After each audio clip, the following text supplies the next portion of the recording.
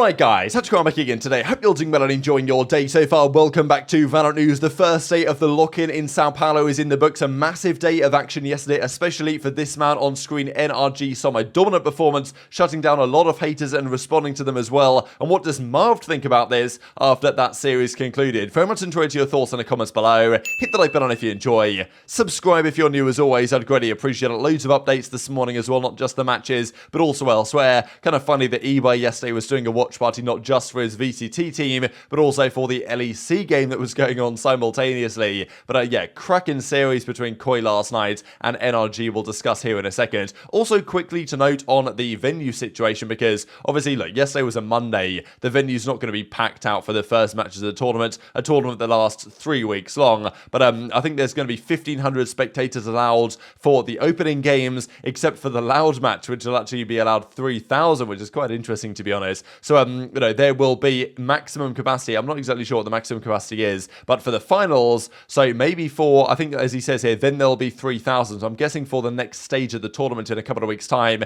there'll be 3,000 fans allowed for all the matches, and then max capacity for the finals of the tournament in, well, honestly, it's about the start of March, I believe. It's a very long tournament we're going to have here in Sao Paulo, with matches pretty much every single day, and obviously we're going to discuss Giants in a second, but, I mean, man, this jersey is an absolute shambles, or it's iconic. I don't know what you guys think about this, but I mean, man, this Subway Burger King collab goes pretty hard. There's no doubt about it. So as Tarek says, today's the day. Yesterday was the day. 32 teams, single elim. Honestly, like a crazy tournament format. And I feel bad for the guys that went out yesterday already. But, you know, at least there were 2-0s, right? I mean, imagine it was like a 2-1 overtime heartbreaker and you go out the very first series you play. Would be tough. At least if you get beaten comprehensively, then, you know, you can't be too mad. But in fairness, NRG did not win this series comprehensively, but they won it in very impressive fashion, I must say. There was some high-level Valorant being played in this first series. There's no doubt about it. Like, it started off with a dominant attacking side, it felt like, from Koi, and then NRG just, I mean, FNS, man,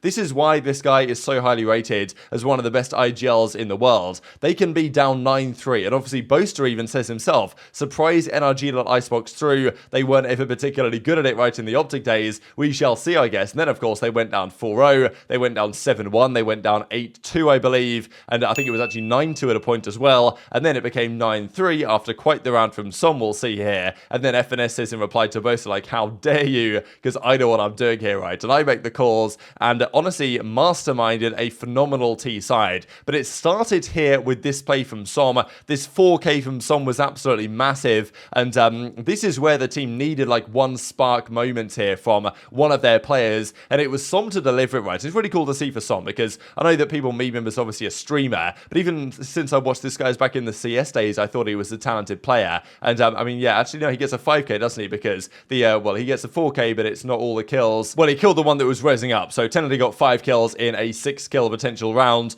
But yeah, remarkable play from s0m here, just absolutely nailed them down, and that secured 3 rounds, which obviously isn't that much, but when you go in at 9-3, you obviously have that confidence that, you know, you might be able to make it happen again. Not sure why they rezzed there, to be honest. It didn't really work out too well for them, but regardless, 9-3 at the half, great half from Koi, but it was the attacking side from NRG that was just completely different. Like, I mean, there were some nice shots being hit, but the 9-3 Curse has done it again, and man, FNS is just so good with these calls. Obviously, crashes individually, s0m individually, making phenomenal plays, but I feel like every single round that NRG played here, they made the right call, they went to the correct sites, and they just had it all on lockdown. So NRG, I mean, look, we know what these guys say about them from the North American side, that this team is maybe the team to beat from North America. They had a close shave here, round 1. Koi, not an easy team to beat at all. They played very well, but yeah, after that game 1 victory, 13-11, then game 2 again was pretty close. NRG were up significantly here. Koi actually came back in, like, this was a ridiculous round. This is like one of those memes you see where people are like, what even is Valorant? Like, okay, it kind of froze on screen here, but I mean, what is actually happening throughout these smokes and stuff? Wolfer gets a 3K, somehow all headshots,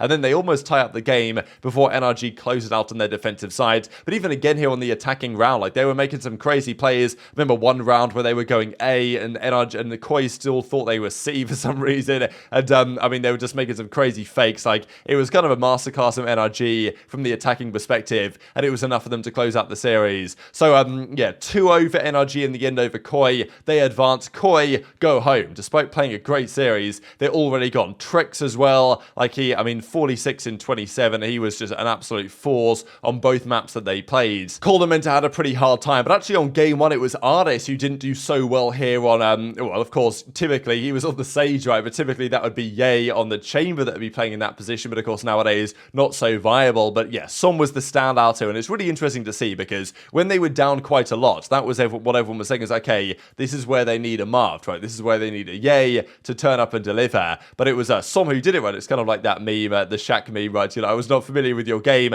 I'm sure a lot of people felt like that after this series, that SoM had really proved that, like, yeah, he can be the man to turn the situation around for them. And on the Viper to deliver a performance like that on Icebox was no doubt very impressive. And even as SoM says here, I'll do it again and again, keep doubting me, right? So really awesome to see from SoM. But also it means, like, if SoM is going to be this player quite consistently for them. Now, of course, it's one series at the end of the day. Maybe SoM just gets fried for the entire rest of the season. And then indeed this move, which was maybe questionable in the first place, isn't actually the way to go. But I know that people questioned it, but I thought it was an intelligent move to keep SoM around, given you can't get Marved. If you could have got Marved and Marv wanted to play, then, you know, you can't really not get him, given the OpTic core situation they had. And maybe that still makes their team better. But, you know, SoM playing well is great to see. And he says, keep doubting, I'll keep proving people wrong and keep doing it again. Even as Marv says, all he needs is one round. So what does Marv think about this, right? Now, of course, he's going to say on the surface here that he's really happy for NRG, and I'm sure that he is, to an extent, happy for his former OpTic core, but also seeing SoM like turn up and deliver for them, I'm sure must be interesting for Marv, because, you know, I wonder if down the line Marv might want to return to this team in that role that SoM is currently occupying, and if SoM's playing very well, then those options might no longer be on the table. So it's only one series, we'll see if this trend continues over time, but good to see, I thought, for SoM, like, you know, given where he's been at the community and everything, and some of the trash that's been leveled towards him, to see him turn up and deliver a series like this, I thought was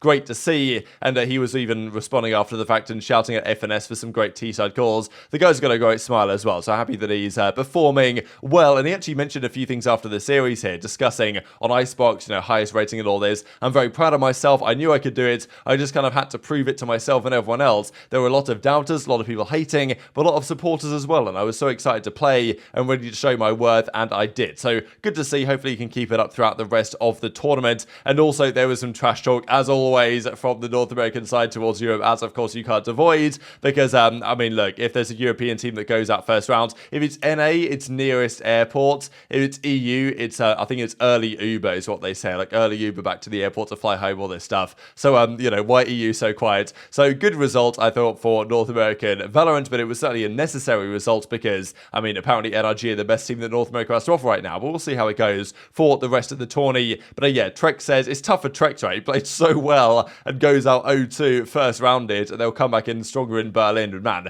Trek's played a great map, but it just wasn't to be, unfortunately, for him and the team. And this is one thing from G2 I thought was very interesting. So the last few days we have seen that most teams seem to believe that NRG are the team to stop from the North American region. Now G2 seem to disagree. He reckons that it goes 100 Thieves the best team, then Cloud9, then Sentinels, then NRG, then as usual Evil Geniuses number 5. Now NRG 4th is pretty interesting because most others, especially Nismo and also Steel, I think had NRG basically number 1. Now of course also this is the thing that G2 does mention, that NRG always are going to get the LAN buff. This is the thing with guys like FNS, like experienced players, they're always going to be better usually on LAN and just in proper matches in general than they will be in scrims. So you know, quite interesting to see that maybe if NRG in his opinion aren't actually that good, will be way better in matches, but others believe that NRG are already really good in scrims and probably even still get better than that in matches. So we'll see how far they can go this tournament. The T side was a bit of a masterclass.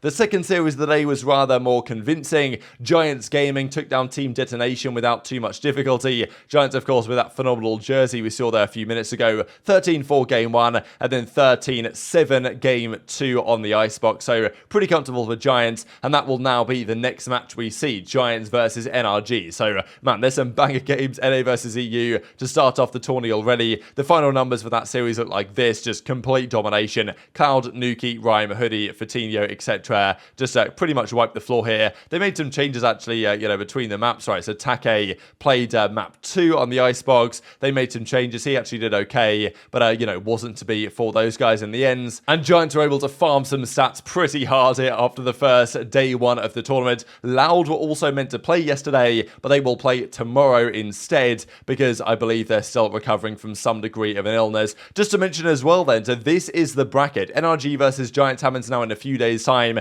Then, of course, on February the 17th. But we've still got some first round games to play. Today is a big one. 3 matches happening, starting, of course, with FPX, the Chinese team. With FPX, one of the 2 Chinese teams up against Carmine Corp. Then BBL versus DRX is a massive one, just to see if DRX are as good as we think they might be. I know that a lot of people are putting DRX in a position to potentially win this entire event, but their run is going to be far from easy, because if they win that, they'll play either Cloud9 or PaperX, the final game of the day, the one that I'm most looking forward to, because, man, Cloud9 is going to be interesting to see how these guys get on against PaperX. Can they deliver a victory, or could they send PaperX home top 32? Will Cloud9 get sent home top 32? Man, that's one of the craziest first round matches of this entire tournament. But very much enjoyed your thoughts on all this stuff in the comment section below. Hit the like button if you enjoyed. Subscribe if you're new. Take care, and I'll see you next time.